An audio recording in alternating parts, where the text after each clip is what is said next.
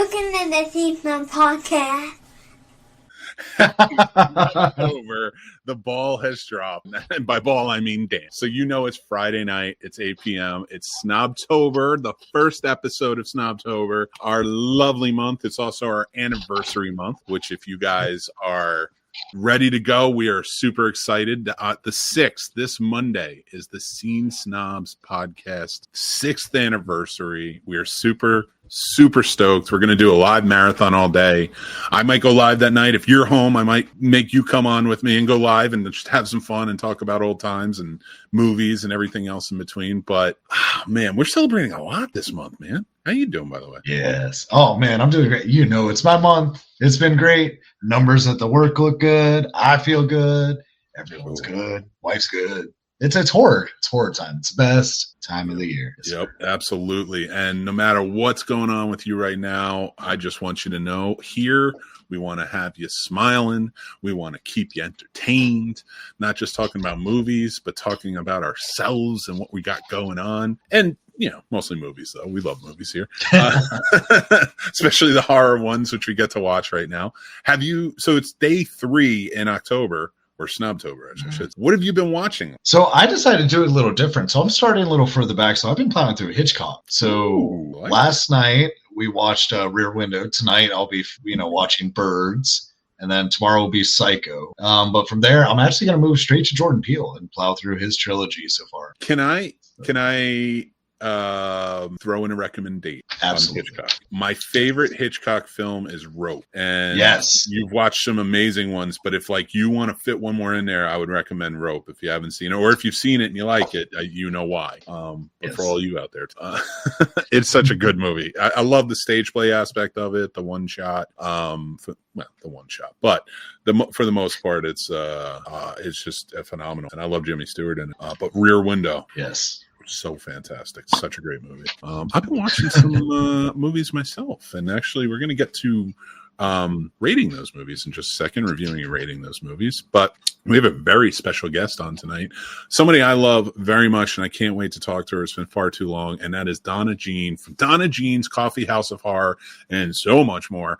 This woman knows horror. I cannot wait to sit down and talk to her about everything that's going on, the state of what's going on, convention she's going to, what she's doing, and when she's what she's talking about in her interviews with these amazing horror legends. And we're going to talk about all that. But before we get to that, Paul, are you ready to talk about some movies, sir? Absolutely am. I always am. Once we kick that bell off, it's time to get to our reviews. First review up this day is Play Dirty, the new Parker movie. If you don't know Parker is a series of books. He's like a master thief. He used to be a part of the mob. And now I'm taking this from context that I've built up in the different movies that I've seen. But for the most part, he's just a thief that goes out, does different heist jobs, things like that. And always gets into some sort of predicament with some weird characters, things. I would think about it more along the lines of something like a Reacher.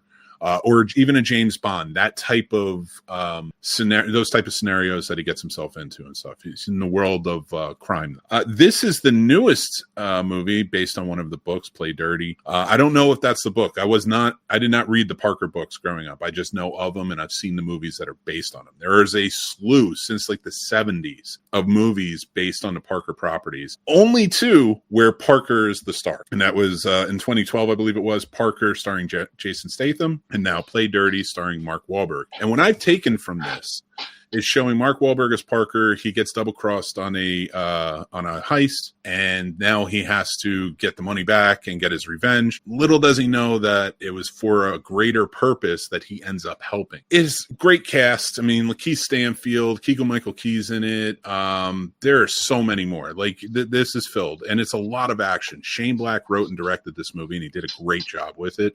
My only thing is Shane Black is very stereotypical with his characters and his writing, and there's a lot of that in there, and the jokes don't always land. My biggest thing about this movie, where I find it a little bit of not even a little bit, kind of quite a setback, is the Mark Wahlberg character. It feels like they're trying to build out a James Bond type of franchise here. They do it with the opening song and all the fancy visual effects that go with it. They do it sort of like how James Bond did, and it feels like that's what they're going for with this. They're trying to turn these books into movies.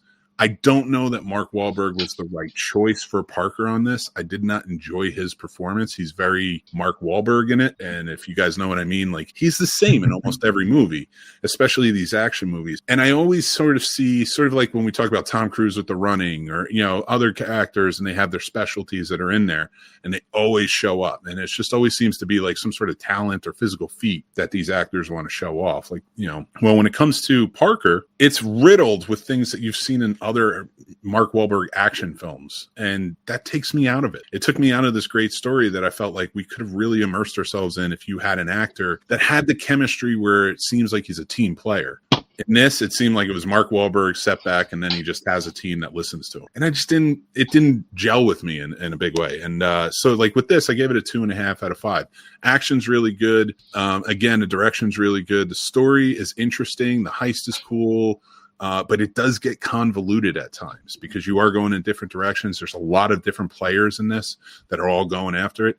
It doesn't play out like a James Bond or a National Treasure, things like that, where you can understand who everybody is coming into play in this. Sometimes it gets a little wacky and gets a little out there and a little unbelievable. But overall, I think it's an interesting movie. It's on Amazon. If this is their way of building a new franchise, I don't know that it works with Mark Wahlberg. I feel like maybe you should have started it off with somebody who's a little more recognizable, but maybe play into it, maybe get a little younger so they can be in more and more movies as they go on. But we'll see what they do with it. It'd be interesting if they do pick a different Parker and just continue on each time, and you kind of get different stories throughout. But that's just me. But that's my review of Parker.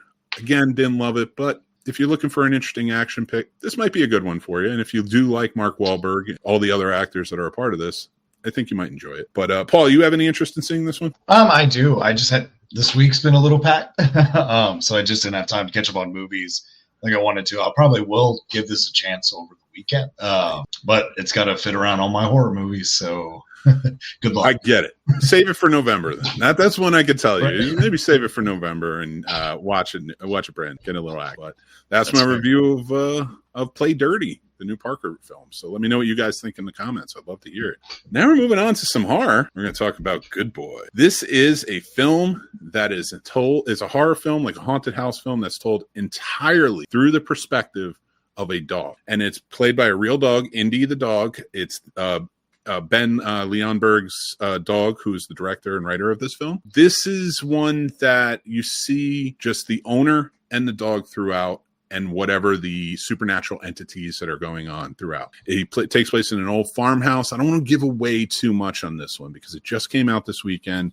And honestly, I really enjoyed it. I thought this was a fun story. The dog is fantastic. Now, I was telling Paul earlier, not just dog wrangling, but any animal wrangling on a film set is always, I don't want to say a nightmare, but yeah, kind of. It can always be really tough. So for an entire acts and work film is nothing short of astounding because this movie does keep you enthralled throughout. It's an easy, digestible 73 minutes. The dog is wonderful, has the right reactions at the right time. The horror is there. There's a lot of very ominous type of horror, like, and if you know what I mean, like think like Halloween with the stalking instead of the in your face. And then by the time you get to the climax, you are like floored because now you just want this dog to be okay. You want the owner to be okay. You don't know what's going on.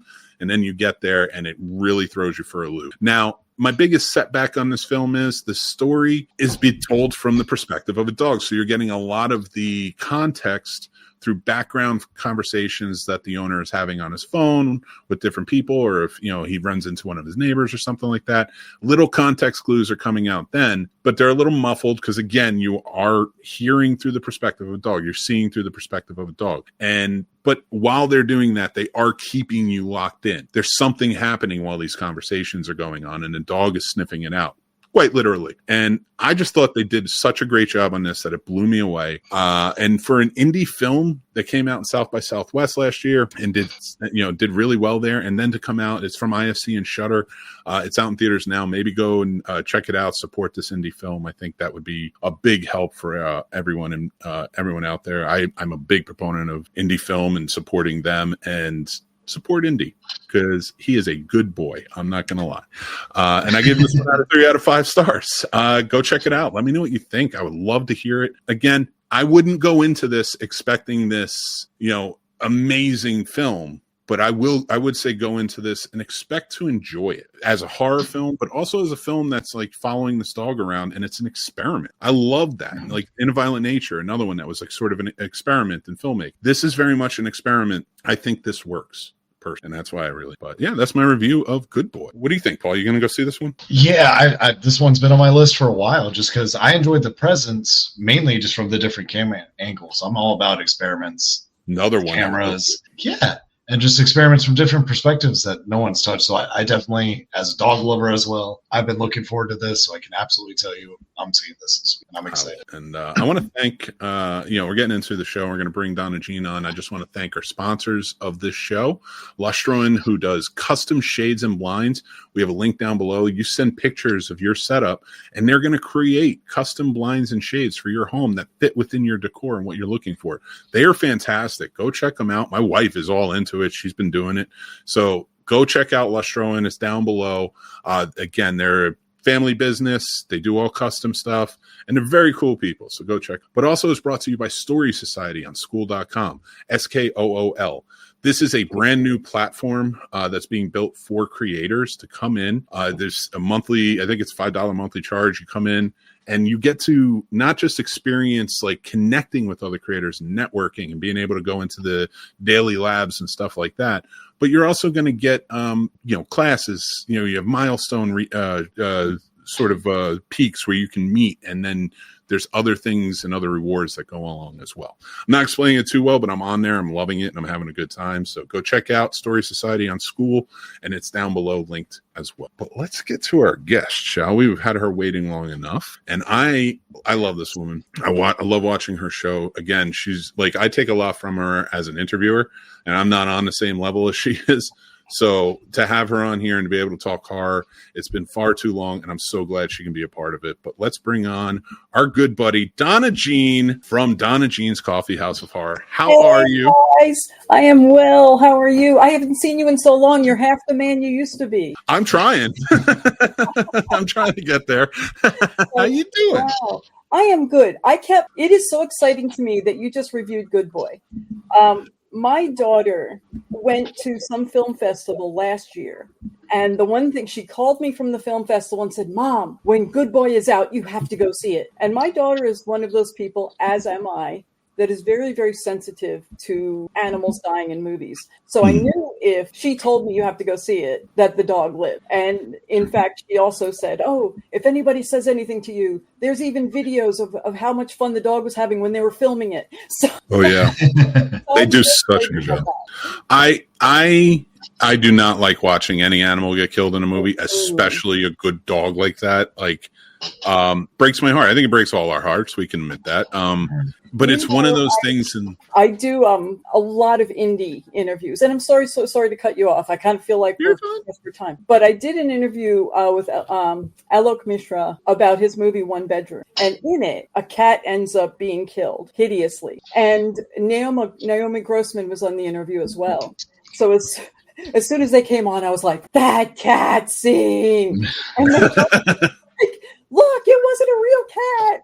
It wasn't even a stuffed cat. It was just like a big thing of stuffing, But it was like, I talked to them and I recommended them about the cat. But oh yeah, Naomi Grossman, by the way, fantastic person, and she was just in Him, a brand new horror film that just came out, which is fantastic. In fact, that Alok just responded on Facebook about seeing that.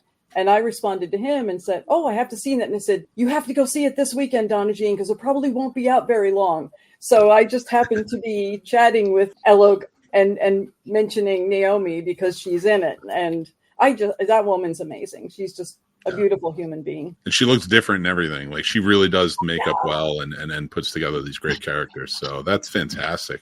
Now, speaking of horror actors, we're going to get into our top 5 first before we get into our main topic. So it's top 5 horror countdown of horror actors. Because again, all of our top 5s and everything are going to be horror themed this month for Snobtober. But we're going to start with number 5. The way we go is we all go with 5, then 4, then 3, then 2. Of course, we always let our guests start us off. So, DonnaJean, who is your 5th? I have to say, this was so hard for me because I have so many that I love. It was also so hard for me because, Mick, you know me. When I talk to somebody, I am as interested in the human being as I am about what drives them to do what they do, whether it's acting or a stuntman or writing or in art. And really, I've been doing interviews but volunteering at conventions for so long that I can't tell you how much of me is influenced of them as an actor by them as a human being. And so since this is my opinion, you'll get both. So my number 5 is, most of my people are kind of like the stodgy old classic people of my generation. And I don't know if you want to know my whys, but I'll just give you his name, would be Kane Hodder. Sure. Kane Hodder. Yeah, tell me your why. I would love to hear it. My whys primarily is, first, I will watch, and this became kind of my trigger. If I see somebody's in a movie, do I want to see it because they're in it? And with Kane, that's yes. I mean, really, believe it or not, some of his movies are actually some of my, I'm not feeling good, I think I'll kick back and throw in one of the Hatchet movies. Nice. Because they also have humor in them, you know. But Kane is somebody that I can't separate out how I feel about it from who I am. I was in a coma for 8 days, 7 years ago, and they didn't know if I'd ever wake up from it, and I did. And when I did, my brain was different. My memory was kind of like blah. I used to be able to detach from things and look at things from an observation type of way. And I can't do that anymore. So it's kind of like all heart and who I am, and everything I see comes out my mouth. And fortunately, most of that's nice. But I also had to relearn how to walk. And Dave Hagen sent me a text and said, look, I know you're not well. Why don't you throw some sweats on? Come see your family at Monster Mania. And I did, and I was on the walker, and I had my friend with me who was a nurse, and the first person I saw was Kane. And Kane and I knew each other from me attending convention. But Kane took my walker and put it aside, and he picked me up, and I have that picture on my phone still. And he just said, look, you've already been through cancer. You've lived with this diabetes. You don't let this stop you. You just keep going. You just keep doing this. And that's when I knew, that's when I started volunteering for conventions, but that's when I knew that Kane was also family. And I'm actually in the process with Adam Marcus right now, trying to set up doing an interview with he and Kane for Jason Goes to Hell, because the documentary of that is just being released now. And I'm excited about that because I'm a Hellion. But everything like about Kane has done, like there's so many things in my life. The one time I was at a convention and I was on break and my husband called me and I was talking to Kane. He said, oh, pick it up. And he picked it up and he said, hello, this is Kane Hodder. And my husband's like, what the hell? There's so many things that he is like. I would just say to anybody, if you watch a Kane Hodder movie and the movie is not any good, just watch Kane, because Kane is always good. Yeah. You know, he always has me enjoy the film, even if the rest of the film is not up my alley. So, because sometimes I think they all do films that are like great films, and then they all do films because, hey, I need to pay the rent, you know. That's fair. So, I love that. That's a great story. Thank you for sharing that. That's fantastic. I'm so long-winded. I'm sorry for that. You're good. Paul, what do you got for 5? Number 5 is Daniel Kaluuya. Get Out. Newer one. I like it. And Nope. I mean, it's my background. You already know. Like, I love seeing him on screen in horror. It's a great choice. I love it. My number 5 is Tom Atkins. Tom was kind of on my, should I put him on my list or not? So I love Tom. Yeah. So yeah, he made number 5, but I think for good reason when you hear the rest of my list. But let's get to our next one. What's your number 4? I'm gonna call you DJ this whole time because that's what I usually call you. You know, actually, Kane Hodder calls me DJ, so you'd be in good company. That is good company. My number 4 is Dee Wallace, and I don't think I even need to really describe why, because Dee Wallace. Mm-hmm. I mean, everything from E.T. to The Frighteners, you know, just like she's still in indie films, you know, every time you turn around, just the woman is amazing. Plus, another one of my stories, she was at a convention that was like 20 minutes from my house, like a couple months ago. And 2 days a week, I work caring for adults with intellectual disability. And one of our guys was in the hospital. And he's somebody that's a movie buff. So I went up to the hospital room, saw him and his folk, dressed in my convention gear. I ran out of the convention. I saw Dee. I told her why I came up there. And she wanted to do a video. And she did a video for him saying, and she said his name, which I don't want to say just because of HIPAA. And she just said, I'm so glad that you're doing better. And I had shared with her that he always says that every day is the best day. And she said, I just love that you say every day is the best day. And then I sent the video to his mom, who showed it to him in the hospital. Oh, that's my Dee Wallace story. She is a fantastic human being. And she was on my top 10, but she didn't make my top 5. But the top 5 is hard. Great choice. Great. Yeah, I know there's so many, and it's like I could put everybody on here. Paul, what's your number 4, man? My number 4 is going to be Mia Goth. Nice. Yeah, and all the Pearl and X and all those. I was like, I mean, she's great. I know that you're 2 new actors. You do not have the same new actor as me, so there you go. No overlap. Yes. And I have all the older ones, so it's we are a good, pretty rounded, well-rounded. Yeah, this is working out. I knew you were going to come with some good ones, and you're shocked, like not shocking me, but like, oh man, I didn't think of that. You know what I mean? Like one of those. Mm-hmm. My number 4, rest in peace, Tony Todd. I mean, not just like everybody thinks Candyman, but I mean, 2 franchises in Candyman, 2 and Final Destination, but countless other horror movies he's shown up in TV shows. Night of the Living Dead, which he was great in. Hatchet. Oh yeah, everything. And even as one of his last films, Stream, which he did a great job. You know, it was a small part, but he did a great job, and he did great in the last Final Destination film that John. So rest in peace. He's my number 4. He had to be on the list. DonnaJean, DJ, what's your number 3? Number 3 is actually one of my favorite human beings in the world, and that's Linnea Quigley. And Linnea Quigley is actually, I quote her a lot when I'm talking to people about my show, because Linnea said to me, your show is not an interview show, it's friends talking. And I loved that. But, you know, I mean, really, she's also one of those people, I'll see she'll be in something and I'll watch it. And even if the movie is not the best, she is so fun to watch. But come on, Return of the Living Dead. I mean, nobody else could be trapped. And everybody knows that scene. So even if it's not for how I personally feel about Linnea, although she and I talk about animals almost every day, we text. But as a human being, she's just stellar, amazing. But also, I mean, she set a standard in that film in her performance of Trash, you know? And so there she is. I'm curious.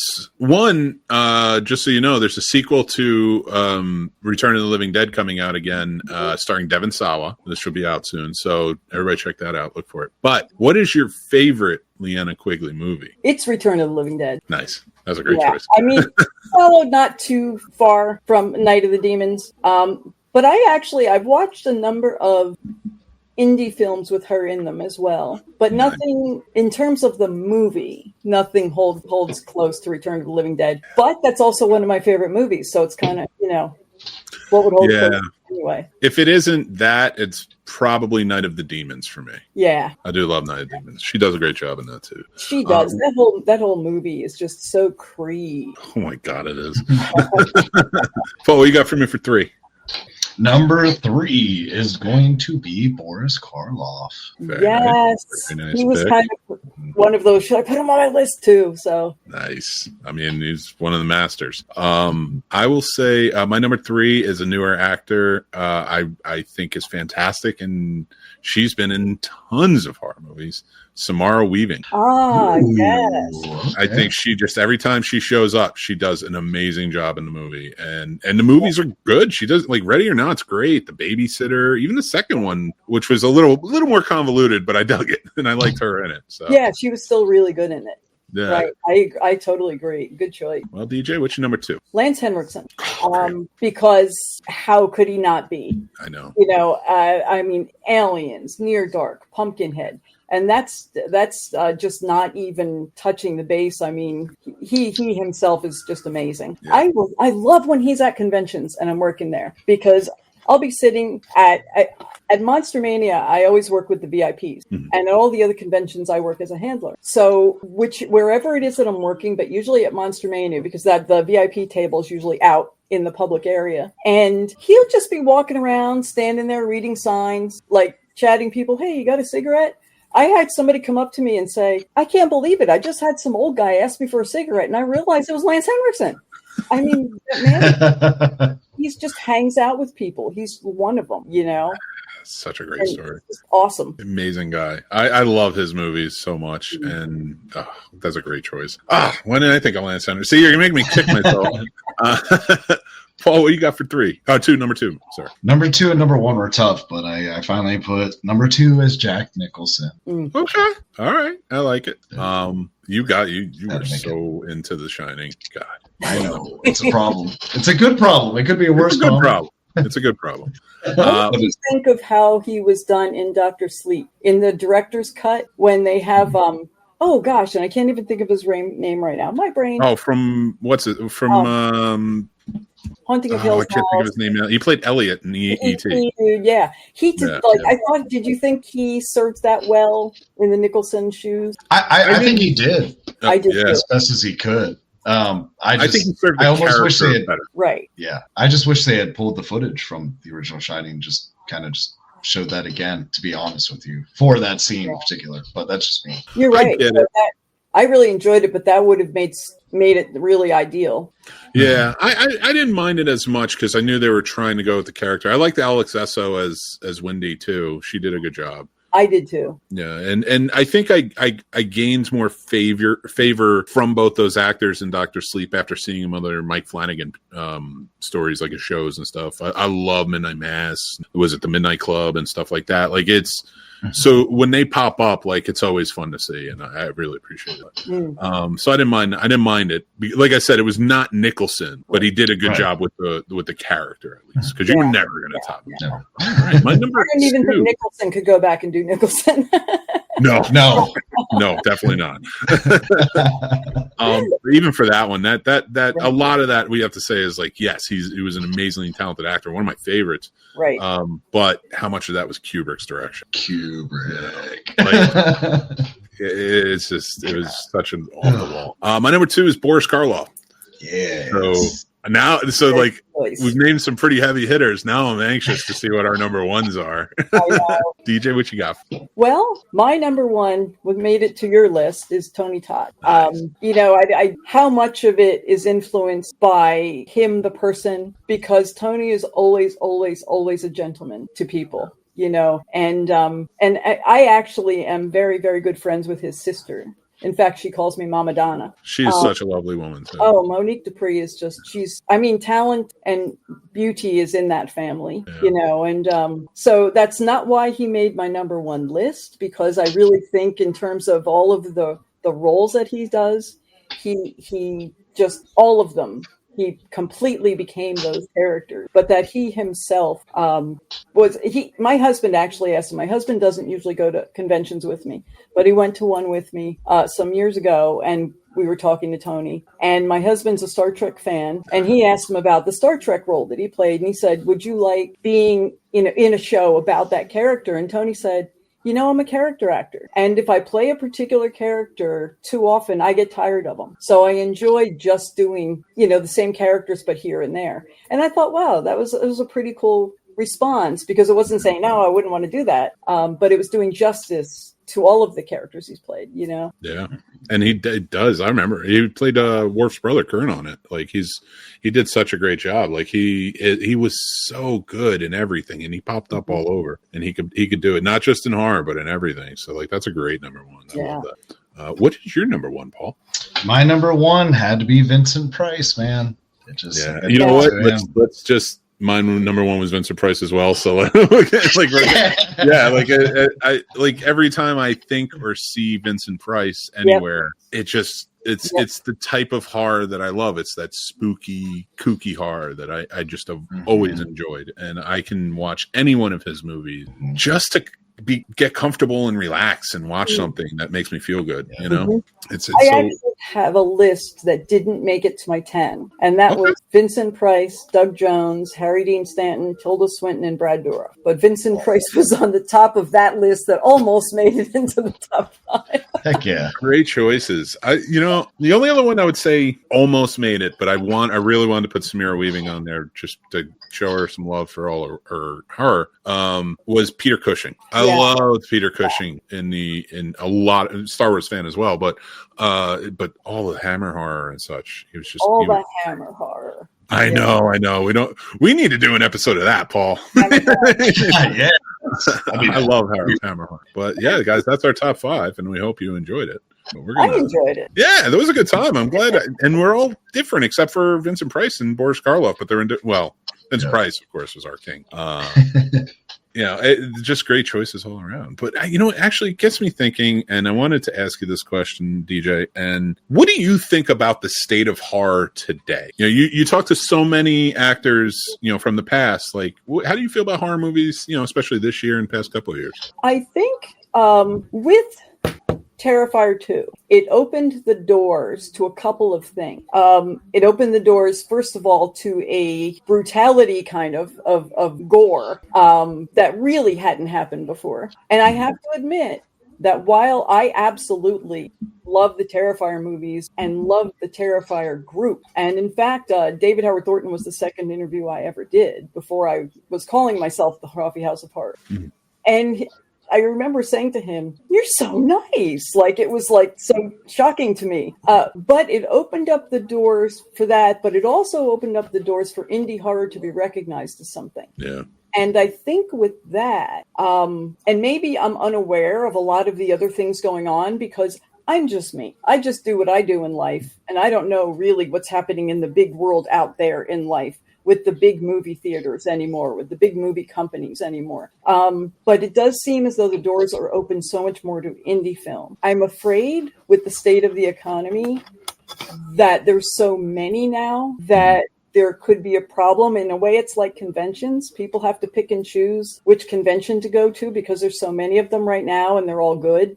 Or people have to pick and choose which of the indie films to support. But I think it's opened up the doors for people to go places that they really hadn't been an audience or a known audience before. Yeah. In terms of the horror and the gore. I myself, my favorite horror is like ghost stories and monsters. I'm so excited to see The Good Boy because I'm so excited to see the ghost from the dog's perspective. Now, you actually might know him, and he's in the movie. He plays a small part in the movie, but it is a really good, influential part. Is Larry Fessenden, the indie filmmaker he's been around forever. He did like Wendigo, he did The Ranger, things like that. Like, he's been an actor, but he's also, I've always appreciated him since we're talking about indie. He was a guy that never left the indie scene. He was always like a punk rock indie horror filmmaker. And I always appreciate it. So when he showed up in Good Boy, and it's such an experimental movie, I was like, that's cool. You're kind of paying homage to the real and to the, and nothing againt anybody else, but we do get a lot of studio indie, if that makes sense. Yeah.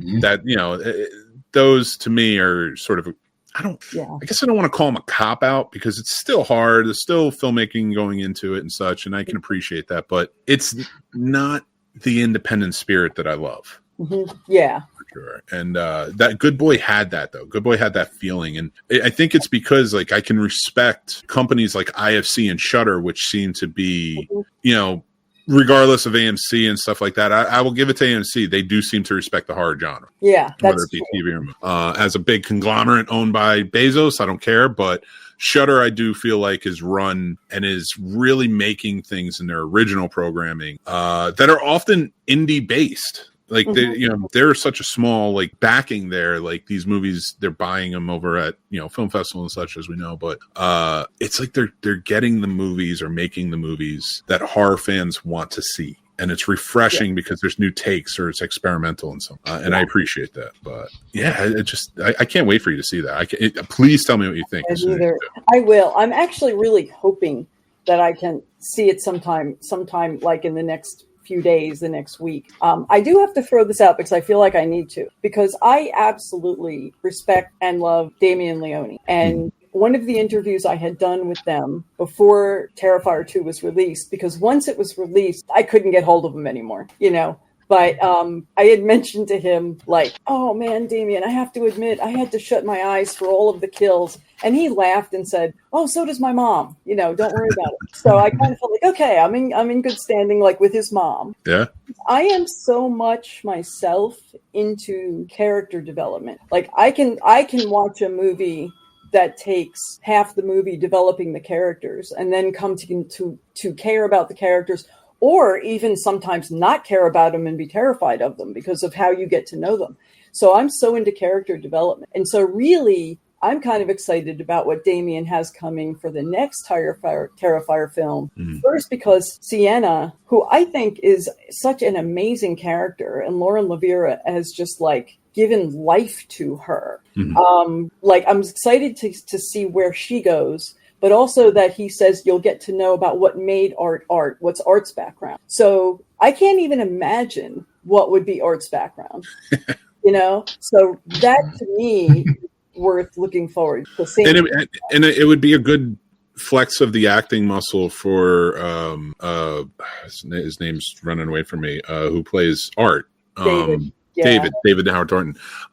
He's so quiet and he's not really talking anything. So I'd like to see what he can do if it brings Art back to the days before he was the undead clown we all know. The first interview I did with David, he's done a lot of vocal work, and he talked like a chipmunk for some animated thing. And I was like, oh, can you do that? And he started talking like this chipmunk. I sat at home and kept rewinding that and looking at it because it cracked me up so much. I love it. And talking like this chipmunk. It was just wonderful. He's a talented guy. He really is. And I can't wait to see more from him. I know a lot of people had said that, if there was ever a Nightmare on Elm Street remake or something, he would maybe be a good fit. I could see it. But I want to see him talk. That's the thing, because Freddy's a talker. So, and I think he could pull it off. Don't get me wrong, but I would love to see a part that kind of leads him to that. Otherwise, you might have to put him as a Michael Myers. If he has to, he's big on karaoke. So if he's at a convention and has a chance to do karaoke, he will. So he's not Art is silent, but David is not. That's why as soon as you said that, I'm like, that took me the right way. That was funny. Just the fact that he's all into karaoke and he just plays silent characters. How you feel about that, Paul? I know you're a fan. I think I want to hear him sing karaoke. I'm not gonna lie. If you had to sing karaoke with Art the Clown, what song would you choose? I'd have to probably go something really basic, like "Don't Stop Believing," because it's the only song I could probably know all the words to, because I feel like I'd fanboy out a little bit next to him. So I'd have to do a song that's in there. That is a terrible choice for a horror icon. No, I love it. I'm messing with you. What about you, DonnaJean?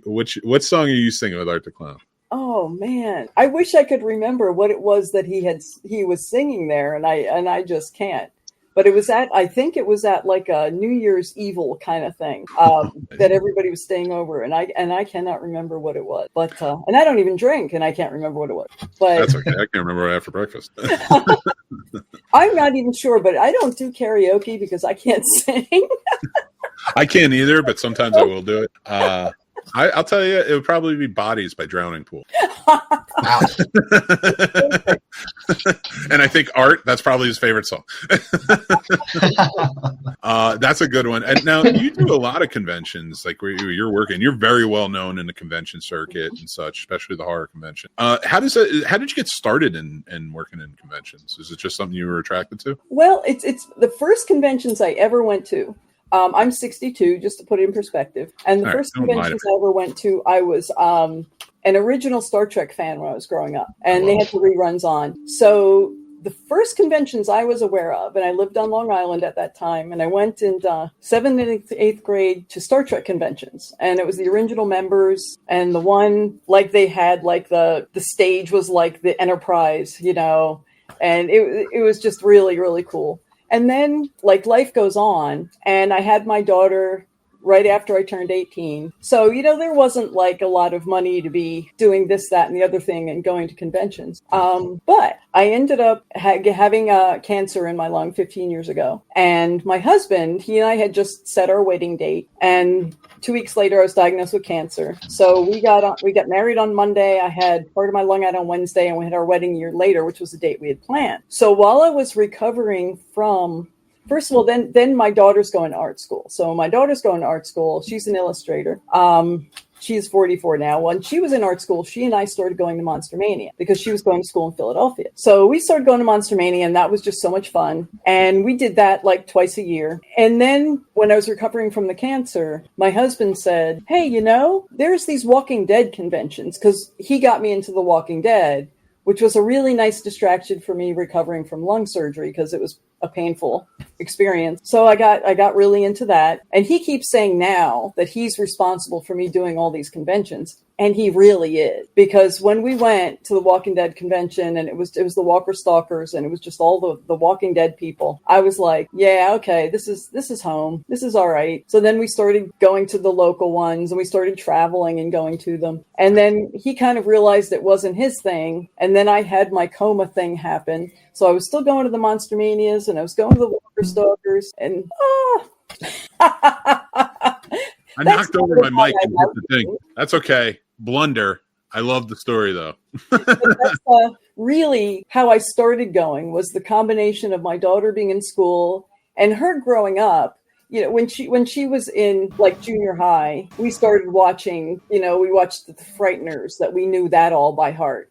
And we watched Army of Darkness, and we knew all that by heart. So she had a love of horror because of me. And then between the going to Monster Mania when she was in school, and my husband getting me hooked to The Walking Dead, it all just kind of came together when I had that after the coma thing, and I haven't stopped. How I actually started my my show was I was working as a handler for Nathan Basil, and behind the Mask, The Rise of Leslie Vernon, and I was sitting with them and Angela Goethals, who I just have come to love. And in fact, David's son Noah was working as Angela's handler on the other side of the table, and I was just hearing all these people talking to Nathan, and so many people were saying, and that's one of the movies that I would recommend to people to see if they haven't, especially if they haven't seen horror. Watch Behind the Mask, The Rise of Leslie Vernon. So many people were coming up to him and saying, how did I never see this before? And I loved it. And I asked him, like, would it be okay if I interviewed you so people not here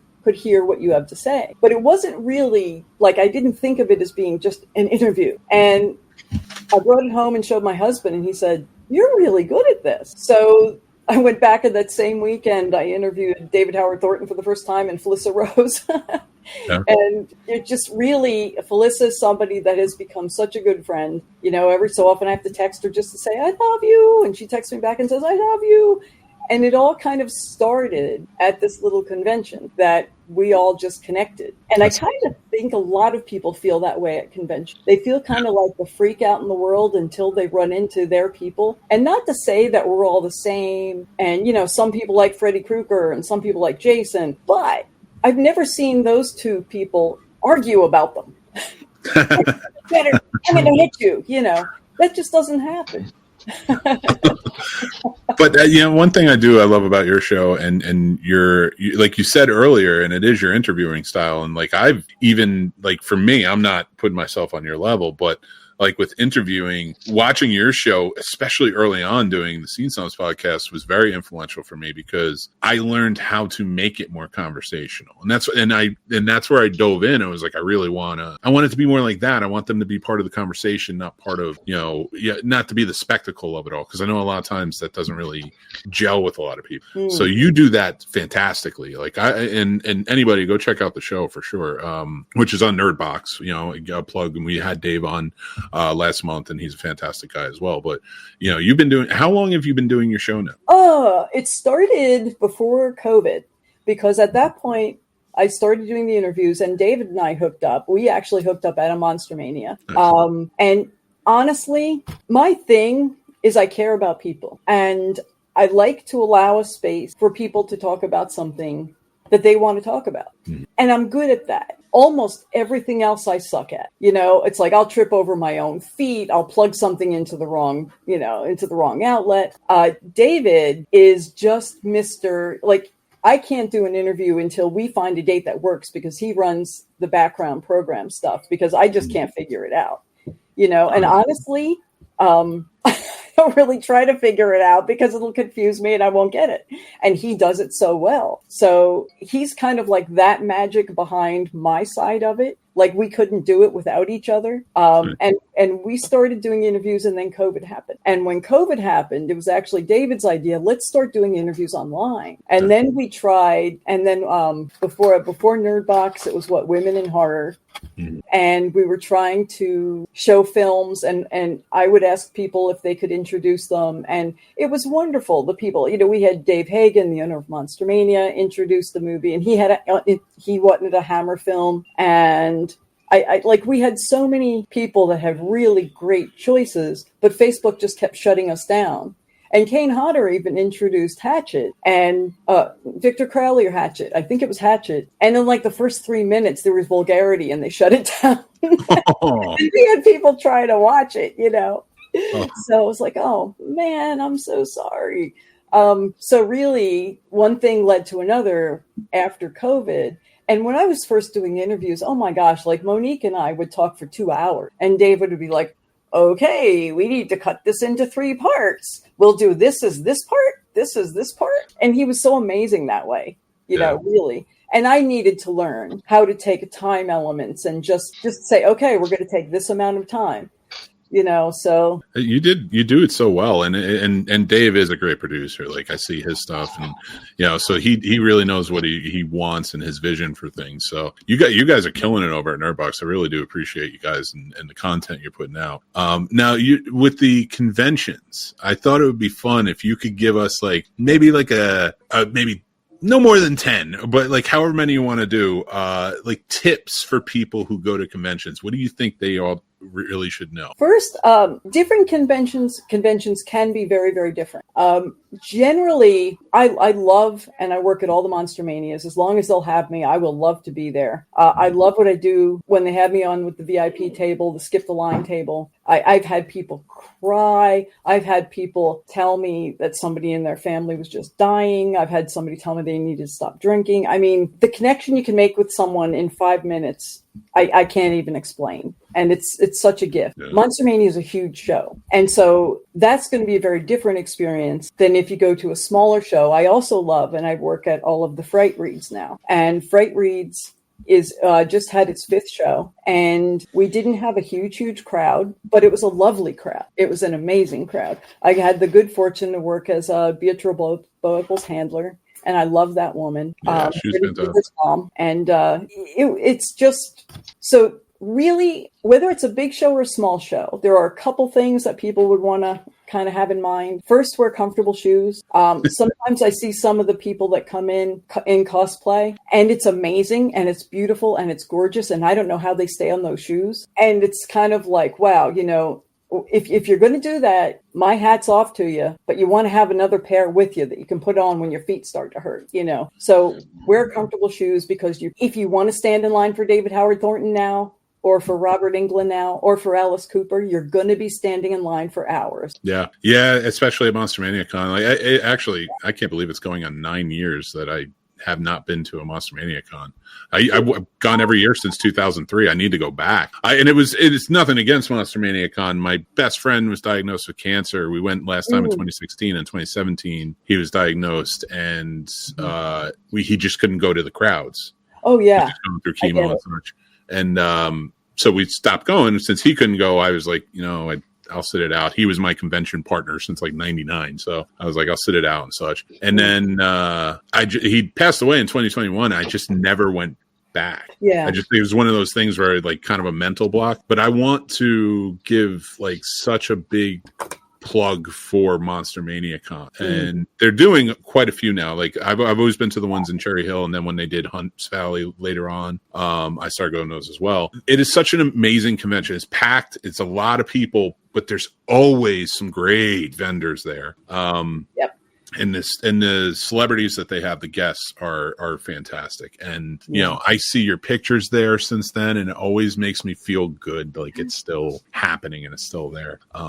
But yeah, that was one of the conventions when I started podcasting. That was one of the first ones we covered because we were going anyway. Nice. I remember William Sadler was there. That was his first convention. And I remember we were looking at it, and he had all Shawshank Redemption, and we were like, "You don't have any Demon Knight?" He was like, "I don't think anybody would like it." We were like, "People would like it. Trust me. Here, they would love it." Get the Demon Knight. Well, there are 2 Cherry Hill shows a year, but there's also, and I love Hunt Valley. That was actually my favorite location for any convention ever. I loved that show, in part because the Skip the Line people, we had this little cubby, this table that was kind of like in the wall. So we actually had our own little area and section, and it was so nice. Yeah. But I really liked the hotel. But they tore the hotel down. It's no longer there. But they now have one in Baltimore and one in Oaks, Pennsylvania. And the one in Oaks, Pennsylvania is at an actual convention location. Nice. So there is a lot of the people who had difficulty with the physical space in Cherry Hill seem to be very comfortable in the Oaks show. And they have a really huge room, and all of the guests, all of the celebrities are in that huge room. And then there's just vendors, and they also have tattoo artists. So, and that's in November. They have an X-Files reunion. So I'm just like, Gillian Anderson's going to be there. I know Robert Patrick, who's been phenomenal on Peacemaker, and he's on the Tyler Sheridan shows, and he's been doing great with Tulsa King right now. So I'm super stoked for that. I actually want to ask, kind of pivoting a little bit with your show. What have you got coming up? Is there any new interviews coming out, especially with Halloween around the corner? Well, I just was messaging with Adam Marcus about the Jason Goes to Hell one. I'm waiting to hear back from Kane, but I don't know what his schedule will be like. But Adam also said that if Kane can't do it, we can bring on the producer. We can bring on, I'm kind of hoping maybe Stephen Williams. So so we don't have it set up. I want to say, and I did actually want to talk about this a little bit. I haven't done any interviews in a little while. I had some life things going on, some health things going on, some cat cancer things going on. Mm-hmm. And when I was going to start to set something up, we couldn't find a date that worked for everybody. But David and I were talking, and he was concerned because I do have a lot of health issues, and he was concerned about me getting burned out with just life.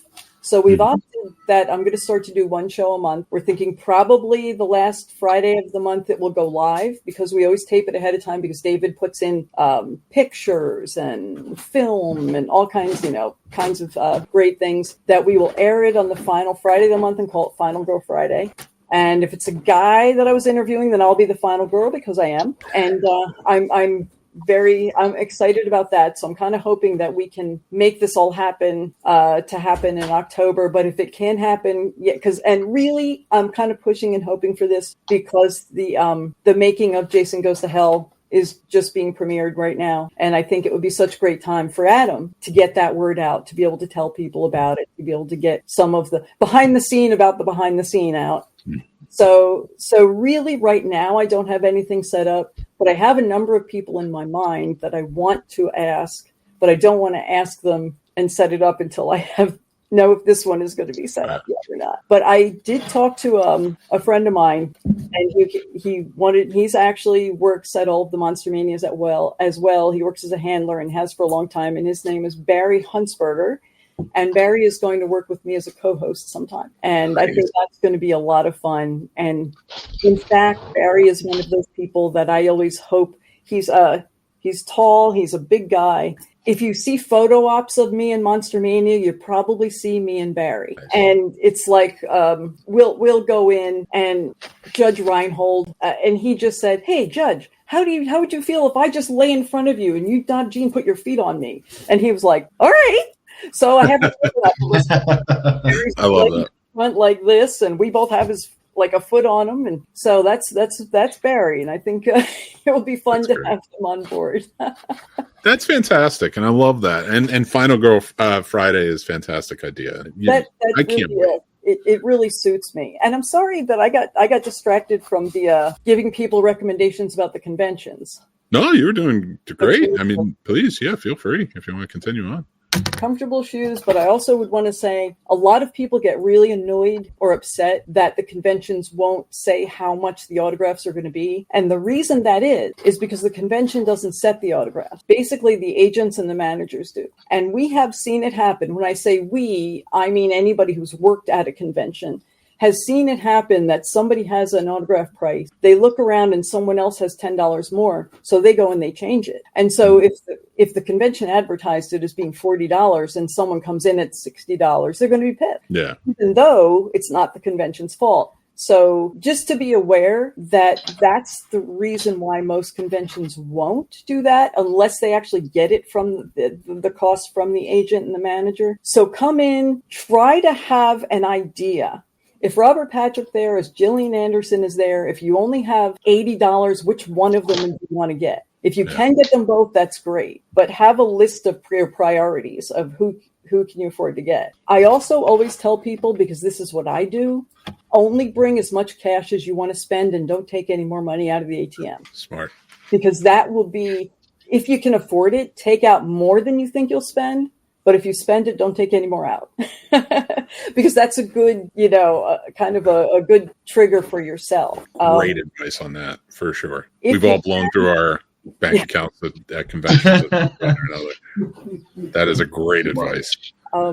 If you can I always have a bag I call my convention bag. Now I'm a type 1 diabetic, so I have my insulin pump and I have my glucose monitor on, so I beep sometimes, but I always have emergency candy with me. It never hurts if they have room, have some kind of a snack with you, because even if you're not prone to low blood sugars, you still can be prone to, if it's really hot, you can be prone to, exhaustion. Have some kind of a snack. If you can, have a bottle of water, because sometimes it's expensive if you can find anywhere to get it. Yeah, well, if they don't run out too, like sometimes these conventions are so busy, it's hard. You never know how much you're going to have. And the agents do run out of money too. So very fair. Well, I wanted to, as we go on, I want to thank you for being on. I always love talking to you, and you're always welcome to come back whenever you want, because I know we can always talk horror and just have a good old time. Oh, yeah. And you are just one of the best people I know. You're always positive. You're always kind. You're always sweet to everyone. You've always been sweet to me and very helpful as I go on and such. And I just always appreciate it, but I did ask you before, and I'm really looking forward to this. I love this, but I asked you for some recommendations for us and our audience. What do you got? I actually have two sections. I have my movie recommendations of regular movies, and then I have my indie film section. I love it. So you may be familiar with some of the movie recommendations of that I would have, and I tried to put ones that I thought kind of your average or horror fan may not have heard of, and I don't mean by that to say that people that I'm exposed to stuff they're not. I don't mean it by that. I just mean I'm older, so I've had more time to watch them. So the first is actually one of my favorite movies. And if anyone asks me, because I'm a type 1 diabetic, I go to a podiatrist regularly. And my podiatrist always wants a movie recommendation now. And I've been giving him this one ever since I've been seeing him, and he hasn't seen it yet. And it's actually a Korean horror film from 2003 called A Tale of Two Sisters. Oh, I've never seen that. Oh, sweet. Seen it, see it. It's a psychological horror film. At the end of this movie, you will realize that you need to watch it now, because what you saw is not what really just happened. All right, I'm in. I love that. And I love Korean horror films. So please tell me if when you watch it, please tell me what you think of it. Because I honestly, I really think every horror fan should be made to watch this movie. If you don't mind subtitles. Some people have trouble with the reading, the dyslexic or whatever. I don't mean anything by that, but it is such a good movie. I'm into it. I don't care about subtitles. I watch foreign all day. The second would be one that perhaps some people are familiar with. Huge John Carpenter fan. John Carpenter's The Thing is like one of my favorite movies of all time. Fantastic. But this is also a John Carpenter film from 1994 called In the Mouth of Madness. And in my mind, In the Mouth of Madness is the closest thing that a movie has ever come to H.P. Lovecraft. Yeah. So agreed with you. That's great. And in fact, just a cheap plug from my part, classic film review we just did In the Mouth of Madness 2 weeks ago. Go check that out. Yeah, I love that movie. Watch it. That's a great choice. They both. I can't wait to see the other one too. And everything about how Sam Neill in that movie is perfect. You know, I can't think of the actor's name. He was the bad guy in like Beverly Hills Cop 2 and such. He plays Sutter Kane in the movie, and he is a menacing. Jorgensen, I think his last name is. I can't remember. So yeah, he was so menacing in that movie, just truly great. And you're right. And you just like this scene where like she wraps her head around the back of his head, and these creatures are coming out of it. It's like, I need to watch that. So good. So the other one is that I mentioned earlier is Behind the Mask: The Rise of Leslie Byrne. If anyone hasn't seen that or is new to horror, please watch that. I mean, Nathan Basil was actually the only movie he was in, and he was perfect. He was the perfect Leslie Byrne, and it was just amazing. And Angela Goethals, how could anybody not love Angela Goethals? Yeah, I do. And Robert Englund's in it. Scott Wilson, Zelda Rumstein, Kane Hodder has a cameo. Fun little ditty that it came out during an interview I did for Behind the Mask: The Rise of Leslie Byrne, and I asked Kane if he would surprise them by sitting in on it, and he did. And one of them talked to him about when they were filming it. He's only in the one scene in the beginning. He's going to open the door that they hadn't told the people they rented it from. I guess Kane was only supposed to go to the door, not go in, and he did. And the people that lived there didn't know he was coming in. So, I mean, how perfect is that? That's great. And then I have one non-horror movie that I feel like I really need to recommend. Okay. Because not a lot of people seem to be aware of it. It was actually, it was a 2004 movie that was directed by David Duchovny, and it's called The House of D. Oh my God. It's starring Anton Yelchin and Robin Williams. And have you seen it? Mm-hmm. I love that movie. Erykah Badu singing from in this jailhouse. If anyone else can't see it. She's this beautiful spiritual character that just Anton Yelchin in that too is phenomenal. That is a great. I mean, Robin Williams. Yeah, and it's such a beautifully dramatic. But there's this camaraderie in it that just it gives you like a lull of like when you're watching it, you feel. And I'm sorry to step on this, but I love this movie, and I never hear anybody recommend it. And it is. I'm so glad you said it because it just like popped into my mind how wonderful that movie is. Paul, if you haven't seen it, watch this movie, House of D. It's so good. And let us know what you think because absolutely, really, I'm excited. It's especially because how did it fall under the radar? I really don't understand. Even just with Anton Yelchin, I mean, just with what happened to him, you'd think people would have talked about it. So you know as well as I do, though, in the early 2000s, there was not a lot of respect for indie films. That's true. They were there, and there were some phenomenal indie films coming out. And I'm not, there was no shortage of them, but Hollywood, I mean, has never been a big, proponent of it unless they were buying them. But now more so, I think A24 is like forced Hollywood into let's find obscure type of indie films. But God, that movie.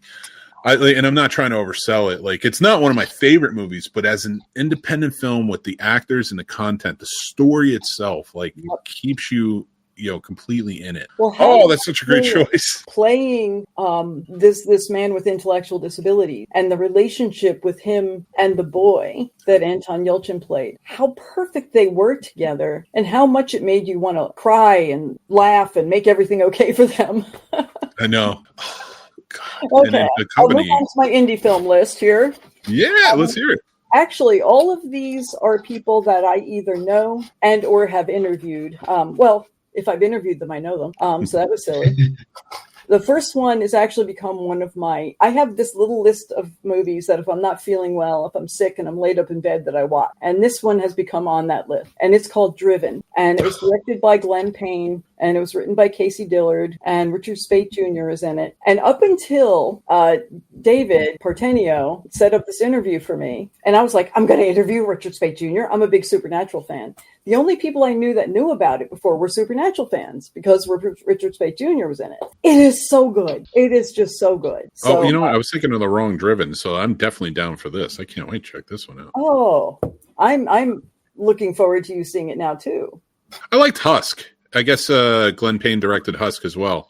I did like Husk, so like I'm into it. I really He's really in fact, when I did the interview with them about Driven, they said that, you know, they were on such a limited budget because of being an indie film and not having a whole lot of money, that some of the things they would have liked to have done, they didn't do. But one of the things that they said they would have liked to do, and I don't want to give anything about it away, is these beings or creatures kind of take people over. And they said they would have liked to have had more time to show that those people actually didn't die, that they were still okay. They didn't kill anybody off. And I thought, oh, how thoughtful that was, you know, just something as small as that, you know. Okay, so my next one you mentioned earlier, and it's Stream by Fuzz on the Lens Productions. If anybody hasn't seen Stream, go check it out. We're called like starring Jeffrey Combs, Danielle Harris, Tim Reed, Dee Wallace, Felissa Rose, and it keeps coming, David Howard Thornton. And then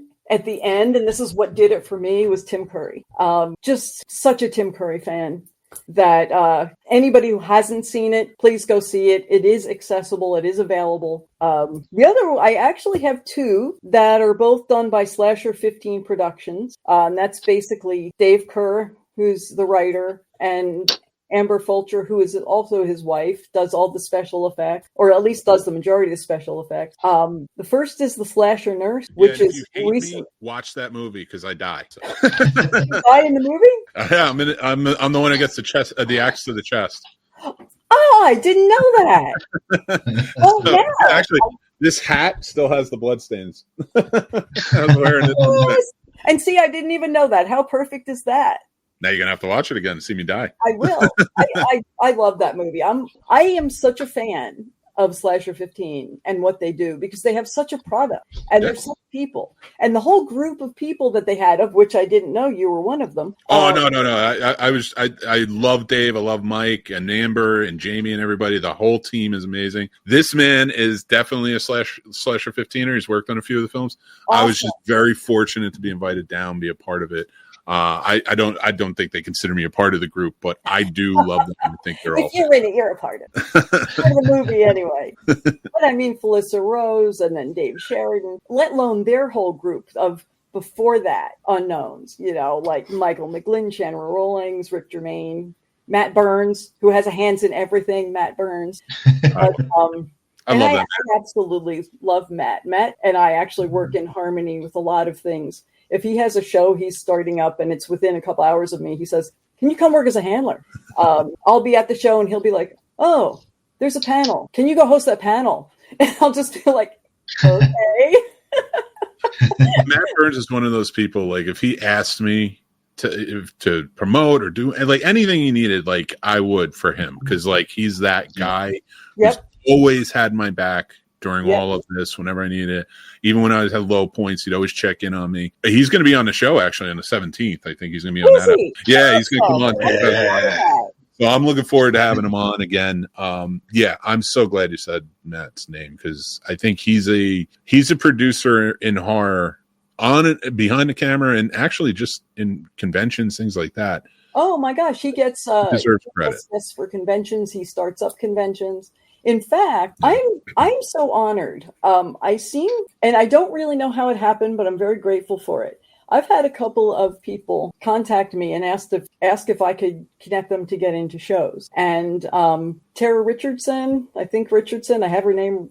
I hope that I'm doing her name justice. Who was in Silent Night, Bloody Night, contacted me and said someone given her my name to get her into shows. I got her in touch with Matt, and Matt had her in. In fact, when I was working with Beatrice Boable, she was right next to me. Tara was right next to me. That Matt got her into that show, and he was also a guest there. So there's this wonderful little family thing that, and I completely trust Matt.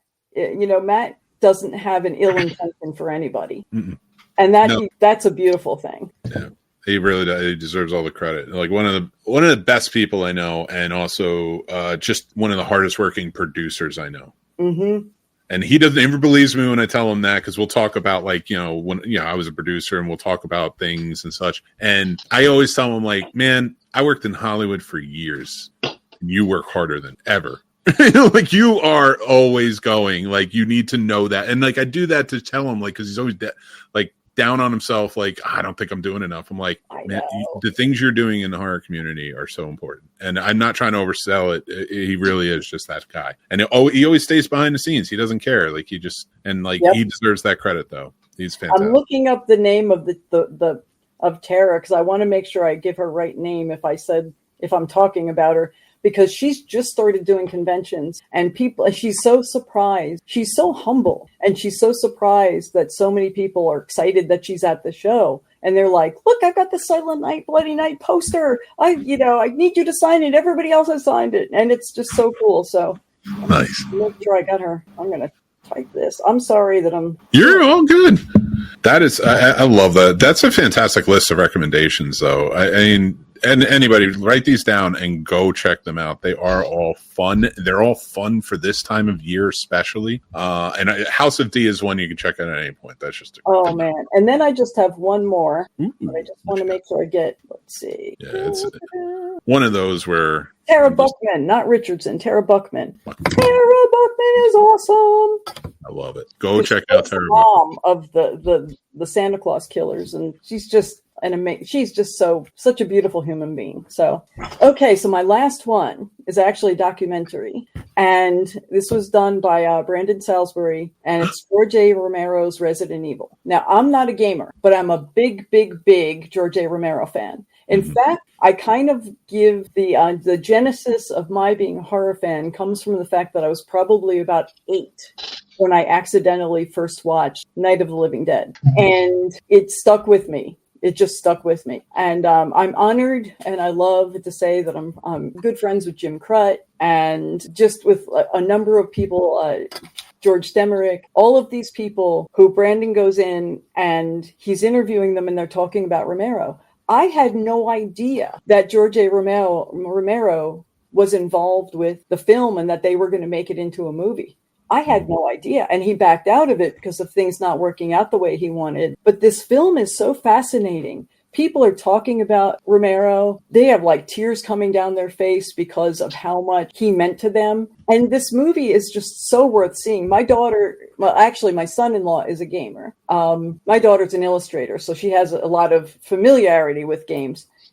And I lent it to them, and they both really liked it and said, wow, I learned things I didn't know. And I loved it. And again, not even being a gamer, but being a Romero fan. If anybody has a chance, check this out. Yeah, and Brandon's a really nice guy. I actually commented along, and he says he had very, of course, sweet things to say about you. And we appreciate you stopping by, Brandon. He's a nice guy. And that documentary, watch it. Seriously, it is a fantastic documentary. I love George Romero. And when he was made, it took quite a few years for him to get it, together, piece it together, and then put it out. And I remember following along with it as it was going. And once it came out, it was just like, it was exciting. It was something because like George Romero did touch so many lives. Yeah. I think we all have sort of stories about him, and he was always just a wonderful human being. I think it was first announced at Creature Feature. And that's one of the conventions that I work at, all the Creature Features. I love that show. Yeah, in Gettysburg, right? Yeah, well, it's in Gettysburg, and actually it's having a new one in November in Scranton. Oh, nice. And in fact, Lee Waddell is going to be there, and he's a good friend, so I'm going to be working as Lee Waddell's handler. But cool. So so that it is really a good show. Craig puts all of his heart and soul into that, and they're just good people, and good people putting on a good show doesn't get any better than that. Well, I know if you're telling me it's a great show, that it's definitely a great show because you are one of the main reasons, I think, for me, like when I've shown up and I've seen you at stuff, like it's always just a pleasure. And I can't wait to see you again. And I need to get out to Monster Mania Con and just come see you. Dude. I'm not even going to worry about all the celebrities. When it comes to you, and then I'm going to stop by the vendor tables. Also, always set up a vendor table, and that way we can hobnob all weekend. That's true. Yeah, get the Scene Snobs out there. Maybe we'll do that. I'm actually wearing one of my my friend Buzz Hassan, who is a tattoo artist. He also does all the Monster Mania shirts. Did this logo for the horror convention and event group I run. So wearing my Buzz Horror Convention and Event shirt. So we're going to make it bigger so we can see it. There we go. That's awesome. I love it. That's a cool shirt. That's a cool design. I think so too. I actually asked him if I could hire him to do it, and it was just like, well, I'll just do it. You know? I don't want to tell people that. I don't want anybody to expect them to do stuff for them. But I wish you were at Carolina Fear Fest these past few years, so that way you could have been with us, helping us out, because you always been so fantastic. When they come back, we're gonna get you down. But I have to get a Scene Snob shirt so I can wear a Scene Snob shirt out. Then I'm sending you one. I actually figured out, like, I was gonna wear. I have a T-shirt for the one Slasher 15 movie, Go Away. And I was looking for my Go Away shirt when I came across this one. I was like, oh. Love it. Well, DJ, I want to say thank you so much for coming on tonight, hanging out with us, giving us some great recommendations and stories. This was so much fun. I really always have a good time talking to you. I do. We should do it more often. Yeah, absolutely. Come back on. Come hang out. Shoot shit. But we are going to let you go because we're going to start closing out the show. But I want to say thank you again for coming on and hanging out with us. You are one of my favorite people. And when you signed up for this, I was super excited. And I'm glad we got to do it in Snobtober, as we call it here. But thank you again. Let me know what you think of A Tale of Two Sisters. Yes, and Good Boy. You let me know what you think of Good Boy. I'm really hoping I can talk. My husband is only off work Monday, so I'm really hoping I can talk him into it. I think he'll like it too. I think you both will like it. Even if he's not a huge horror fan, I think this is one that, and it's easily digestible and such. So we're going to let you go, but I want to say thank you again. You are amazing. Go check out Final Girl Fridays, either starting in October or in November, but it's coming, and you're going to want to go and check out DonnaJean's Coffee House of Horror and all the amazing interviews she's done over on Nerdbox. I tagged below. Go check them out. They are fantastic. And Nerdbox itself has great shows as well. Tell them we sent you.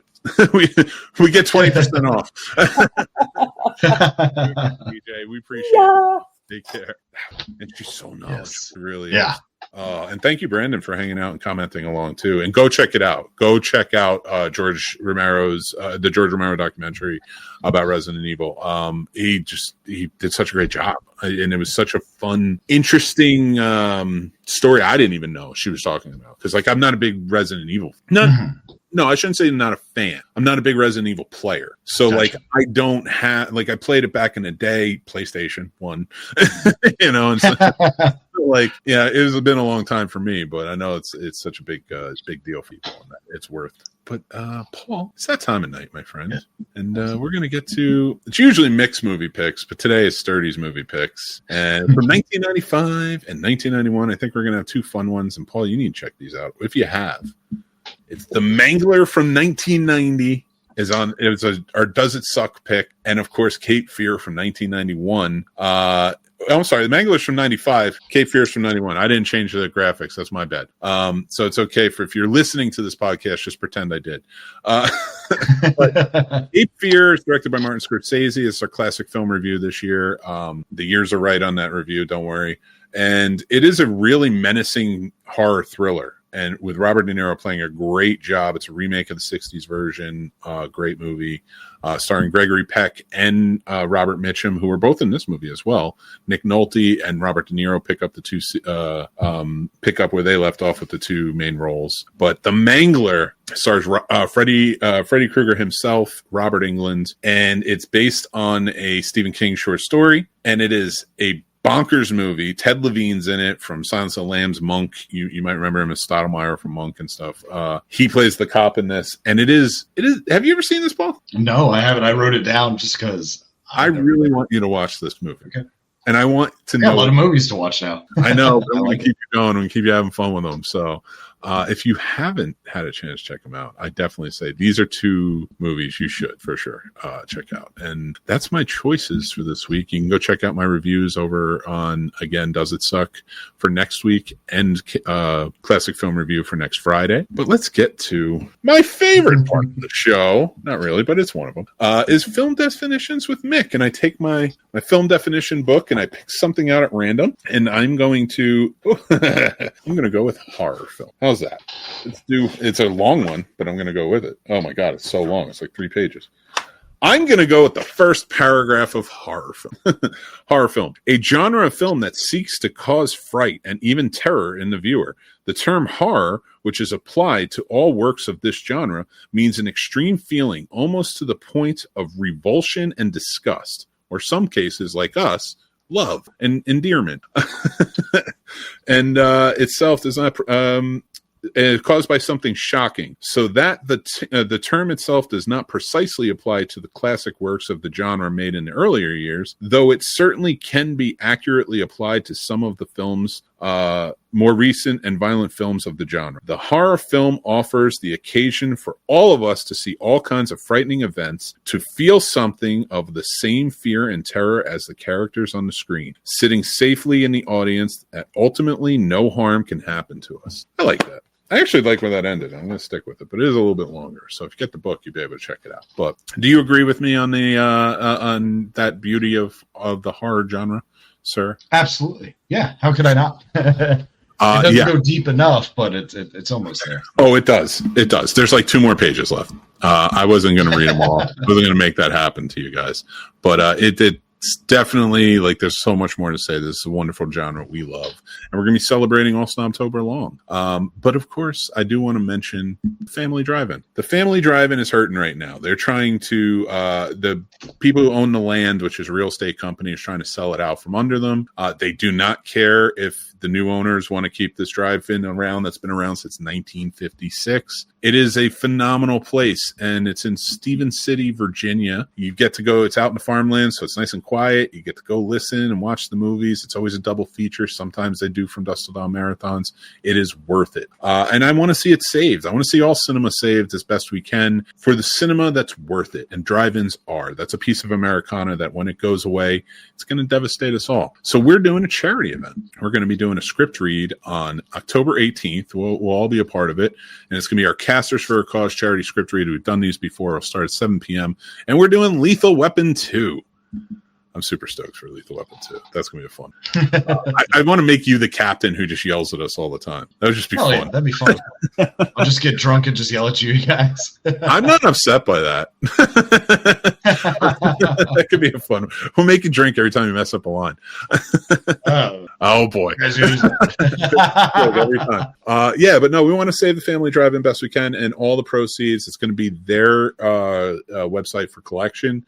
So it will all go to them. We're not taking any piece of that or anything. We want to help them out and bring awareness to this. But if you can spread the word and share it out, please do. We appreciate you. And that'll be coming up on the 18th. I want to say thank you again to our sponsors, Storie Society on Skool.com, and Lusterman, who does custom shades and blinds for your home. And they do it to your style and to your decor and what you're trying. So thank you to them. Now, Paul, before we get going, my friend, do you have anything you'd like to add? And what's a horror movie you think everybody should check out? We've been telling you a lot to watch. What's one? You think we should? Don't be basic. That's what I'm saying. I'm not trying to be basic. And I'm trying to do one somebody hasn't seen, which makes it even harder. You know what? I'm just going to say Hell House, because I feel like not everyone has seen Hell House. First one. Start with the first one, please. I mean, past that, I got to keep it horror themed if we're going to be motivational. I'm going to be real with you guys. So this week, be like Jason, just keep coming back even when life knocks you down. So we're going to be like Jason this week, you guys. Keep watching him. Keep listening. Keep loving the magic of movies. And I love it. I love it. That's a great advice. And as always, and that is also, be like Jason. Be relentless. Never stay down. Even if they chain you down to the bottom of a lake, never stay down. But thank you guys so much for joining us, hanging out with us. Please hit that subscribe button. Hit that little bell so you know when other shows like this, our film reviews, we do other live streams. Like we're going to be doing a charity event. We do gaming, things like that. We always love having you be a part of it. So hit that bell, comment along, let us know what you think. Give a like to this video. That is a big help for us. Like that helps us get into the algorithm even more, and people get out there and see what we love doing this. We love movies. We know you do too. So join us on the Snob Nation. You can follow us at the Scene Snobs everywhere else. All of the movie reviews that we do come in, short, cute, quick reviews over on social media. We have our full reviews here on this show, and we do others as well. And we all do written reviews over on Letterboxd. So you can follow us there at the Scene Snobs, and you can follow us over at Substack, where we have them as well. Thank you guys again so much for joining in, hanging out with us. You guys are awesome. I want you to remember to take care of yourselves, because that is so important, especially this day and age, tough times. And we appreciate you for just being a part of it. If you want to support us, go over to our Patreon. You can sign up. Like $5 a month helps go back into the channel, and or you can sign up for free, and you can get our more stuff over there. But thank you guys again. Until next time, everybody, remember to take care of yourselves. That's important. Follow for more, subscribe, the whole 9 yards. But most importantly, stay spooky this Halloween season, and be kind, rewind, and we will talk to you very soon. Bye.